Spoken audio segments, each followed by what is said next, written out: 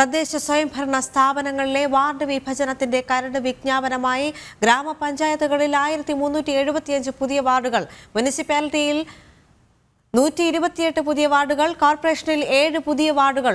ആക്ഷേപങ്ങൾ അറിയിക്കുവാനുള്ള തീയതി അടുത്ത മാസം 3 വരെയാണ്. വിവരങ്ങളുമായി പ്രശാന്ത് ശങ്കരമംഗലത്ത് ചേരുന്നുണ്ട്. പ്രശാന്ത്, എന്തൊക്കെയാണ് വിശദാംശങ്ങൾ?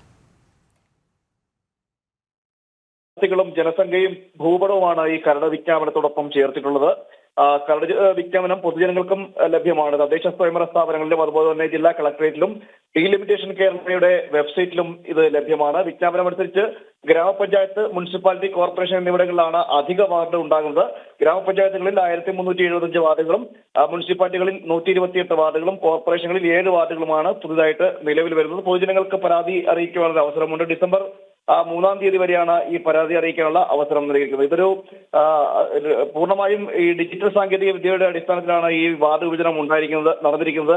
ഇതിനായി ഇൻഫർമേഷൻ കേരള മിഷൻ തയ്യാറാക്കിയ ഒരു ക്യൂ ഫീൽഡ് ആപ്ലിക്കേഷൻ ഉപയോഗിച്ചുകൊണ്ടാണ് ഇതുവരെ ഈ ഡീലിമിറ്റേഷൻ സംബന്ധിച്ചുള്ള ഈ കരട് വിജ്ഞാപനത്തിന് വേണ്ടിയുള്ള സർവേകളടക്കം നടത്തിയത്.